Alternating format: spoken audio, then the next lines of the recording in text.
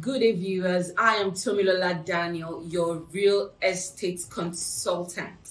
This is another episode of Tomi Talks Legal, where we talk about everything legal in the language that you will understand. So today we're going to be discussing another very interesting and sensitive topic. And the topic is, I want a divorce. The moment this strikes your mind, I want to tell you the things you need to consider before launching out either for a divorce or a judicial separation. Why do I want to talk about judicial separation? I want to talk about judicial separation because of people who do not buy the idea of divorce, but they need an escape route of safety for their lives.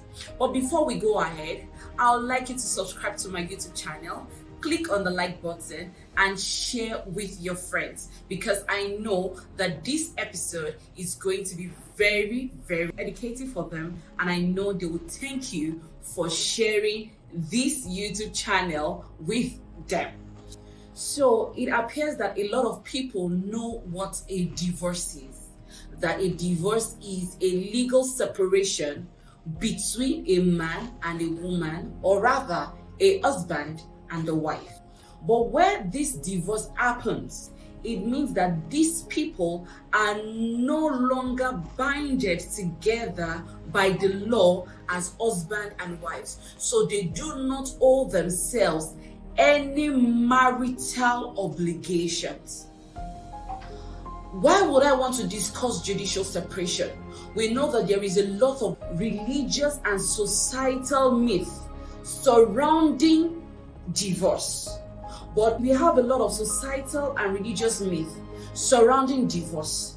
And this has made a lot of individuals to remain in a marriage that is no longer beneficial to them, or a marriage that is abusive, or a marriage that is possibly going to eventually take their lives. And when I say take their lives, it may not even be as a result of physical abuse. It could be as a result of mental abuse, to the extent that the other party may be thinking of committing suicide.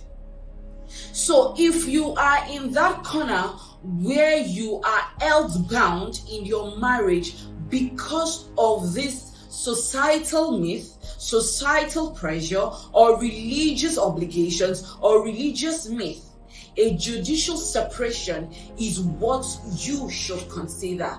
There is no reason why you as a person, whether a man or a woman, to remain in a marriage that is becoming not just detrimental to you alone, but detrimental to all that concerns you. And when I say all that concerns you, I'm talking of your emotional well-being, I'm talking of your financial well-being, I'm talking of your mental well-being. I'm also talking about the children that the marriage might have likely produced. So if you are in that corner of, I don't want a divorce, I don't want people to stigmatize me, judicial separation is your go-to. Now, judicial separation allows you and your spouse to part ways while still retaining the entity called marriage, which means there is no longer cohabitation. Both parties are living apart. So judicial separation will be good for you. So you are not divorced, you are only separated for probably a while. So why would you want to consider judicial separation? Or what are the reasons why you would want to consider judicial separation? As I have stated ahead, number one, couples can consider, or spouses or individuals can consider judicial separation where they have not decided yet whether they want to go ahead with divorce, especially when there are children in that marriage. You want to consider their emotional and their mental well-being. You want to consider their education and a lot of things. Or you still feel that regardless of whatever is going on in your marriage at this point or at that point in time, you still feel that it is possible, your emotions are still in place. you are not willing to, you still love this person, you are not ready for that emotional imbalance that comes with going through the process of divorce. You can seek judicial or legal separation in this circumstance. Number two, where you have religious preference, or you believe that as a Christian, because this applies mostly to Christian, you should not divorce your spouse. Because we all come under this quote of the Lord, God hates divorce, or your religion does not support divorce, or Christianity does not support divorce. If you find yourself under such circumstance, but your life is threatened, I will advise you to go ahead and seek a legal separation. Why would you want to seek a legal separation? We all know the recent issue of Madam Osinachi. Permit me to say, when you're in an abusive marriage and you're a religious person, nothing stops you from seeking protection for yourself, making yourself a priority. Even when you're not divorcing, seek to save yourself first. Make yourself a priority by living apart from your spouse, to seek third-party help. When I mean third-party help, it may not just be for yourself alone, even for your spouse. Maybe you go through counseling session, and it is possible for spouses to rethink their positions as to the marriage. Now, judicial separation or legal separation gives you the opportunity for parties to evaluate their stand in the light of the marriage. So if you do not want to go for divorce, for these reasons, you can go for judicial separation, at least to make yourself a priority first and seek safety. Now, what are the other reasons why you would want to, or you should consider legal or judicial separation? Where you and your spouse already have your assets, properties joined together. So you have investment together, you have properties together, you've lived your life together for a very long time. So a lot of things are intertwined and interwoven that it would actually amount to a disaster if a divorce has to take place, or you are not even ready for that journey of division at all. You still need time to think it through. Judicial separation should be your go-to. What are the other reasons why spouses or parties may consider judicial separation? Societal stigmatization. So people would say, oh, what will my parents say? What will my siblings say? What will people think of me? I've lived too highly in the society. I have a reputation to protect. If this is your case, you could seek for judicial separation or legal separation, as the case may be, while you think through the process of either you want to go ahead and divorce or reconcile.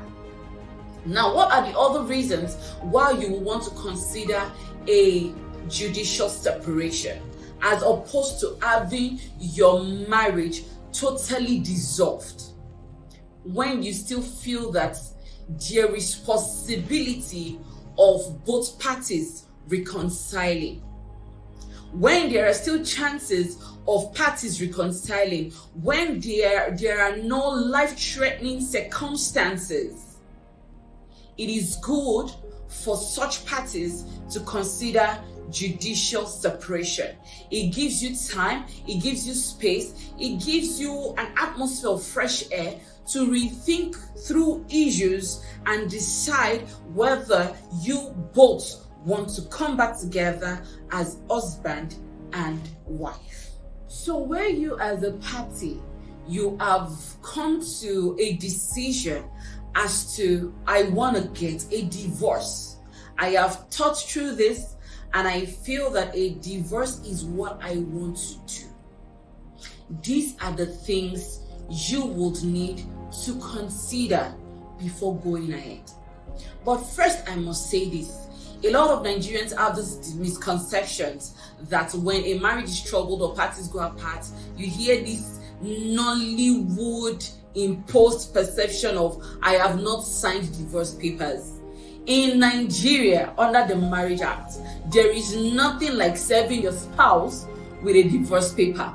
For your marriage to be legally dissolved or divorced, you must institute a legal action in the court of law by way of petition.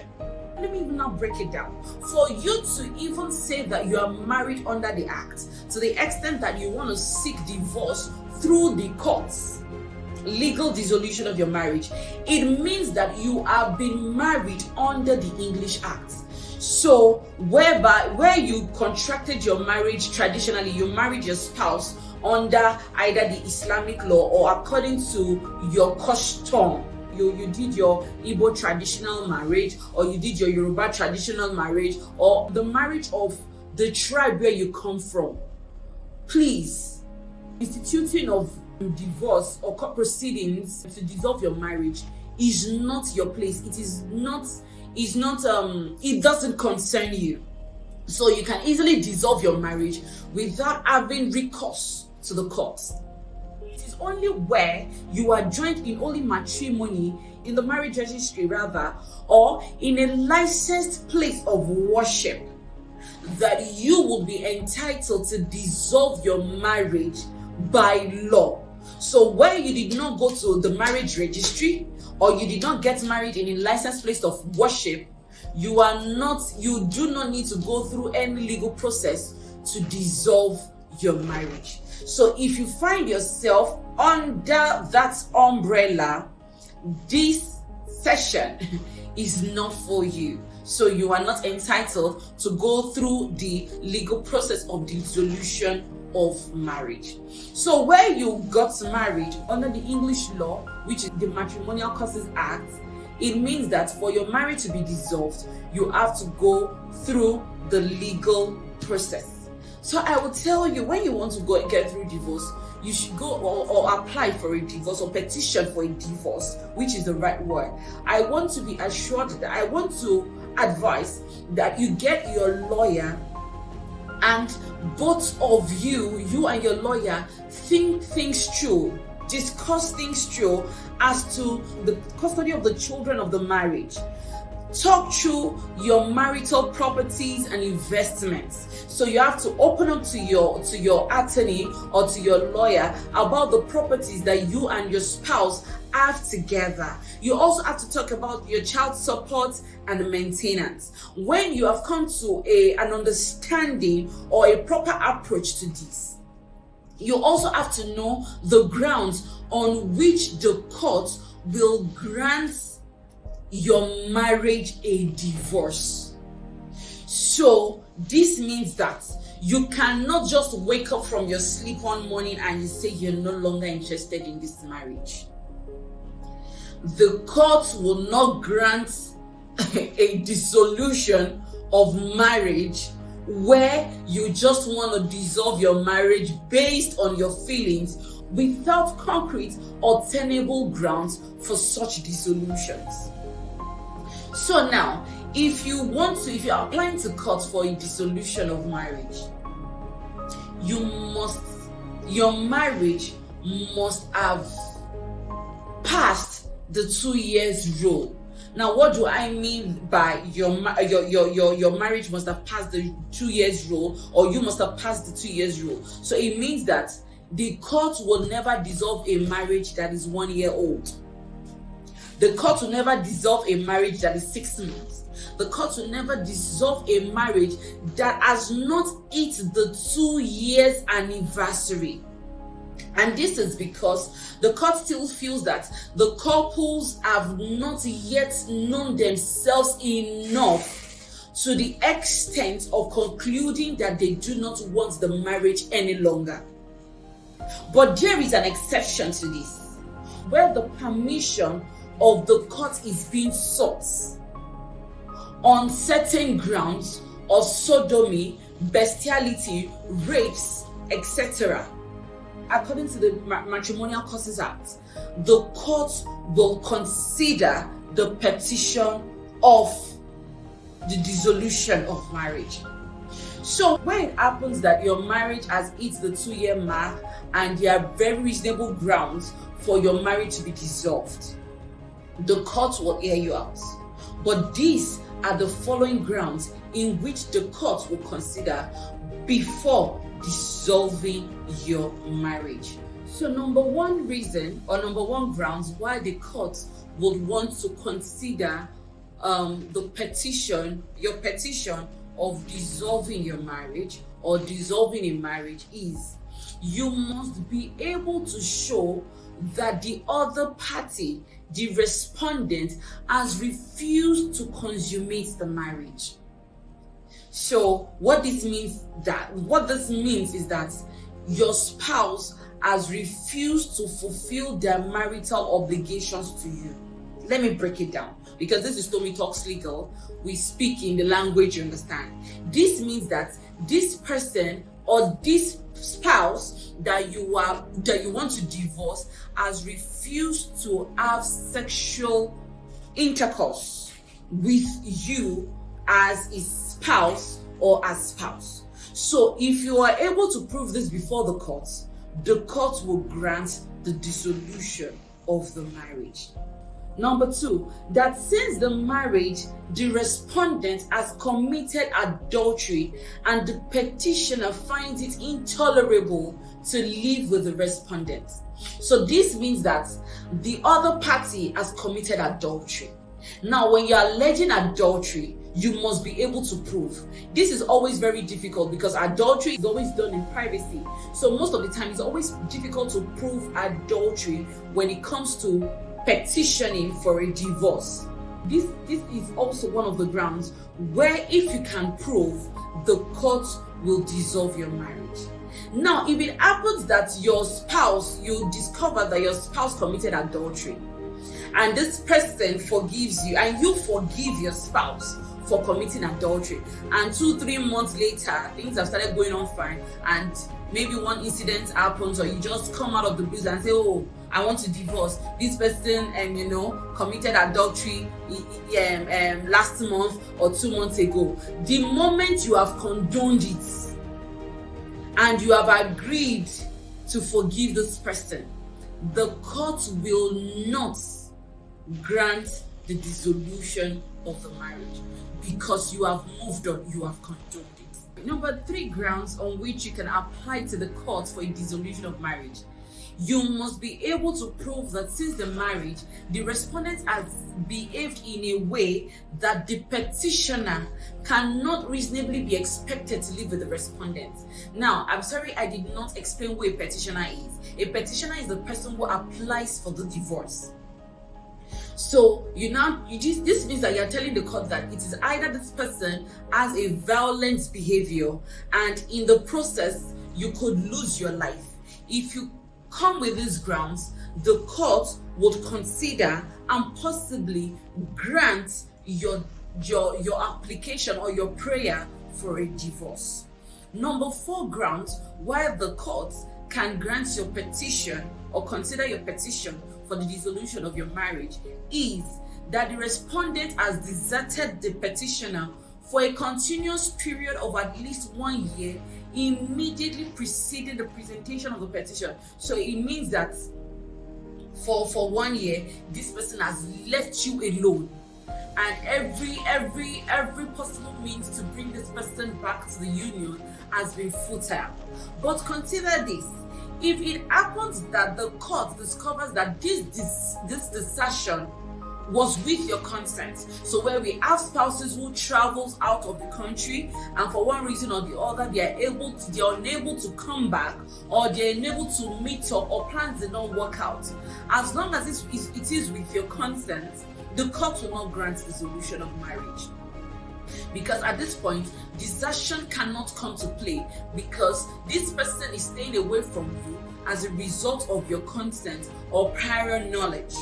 So what is the 5th reason or the 5th ground while the court will consider your petition for divorce? That the parties to the marriage have lived apart for a continuous period of at least 2 years.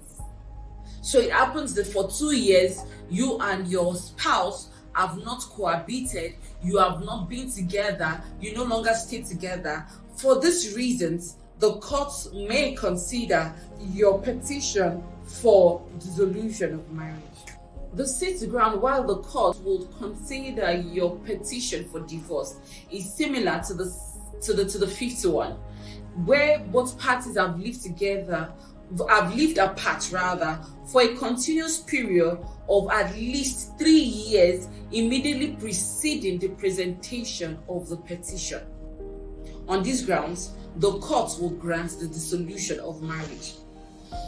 The seventh grounds which the court will consider for dissolution of marriage is that the other party to the marriage will, as for a period not less than 1 year, failed to comply with a decree of restitution of conjugal rights made under the Marriage Causes Act. So if it happens that you have applied to the court and the court has ordered that your spouse returns to you to consummate the marriage and to begin to fulfill his or her conjugal rights, and the other party refuses to, the court will grant the dissolution of the marriage. Another reason, or the last reason that I'll be giving to you why the court will dissolve a marriage, is where this spouse cannot be found. So if it happens that nobody knows the whereabouts of the spouse for a period of 7 years, the court will presume that this person is dead and will dissolve the marriage. Now, if you're considering divorce, I would advise that you seek legal counsel to know the appropriate approach to take before the courts. So I believe that this session has been educative enough. So where you are considering divorce, I will advise that you seek the services of a professional, because this video is for educational purposes alone, as no situation is the same. So it is the duty of the professional you engage to determine the right approach for your case. So if you found this session very educative, once again, kindly click on the like button, share it with your friends, and subscribe to my YouTube channel as I bring you another episode next week. And don't forget, Tommy Talks Legal brings to you everything legal in the language that you would understand.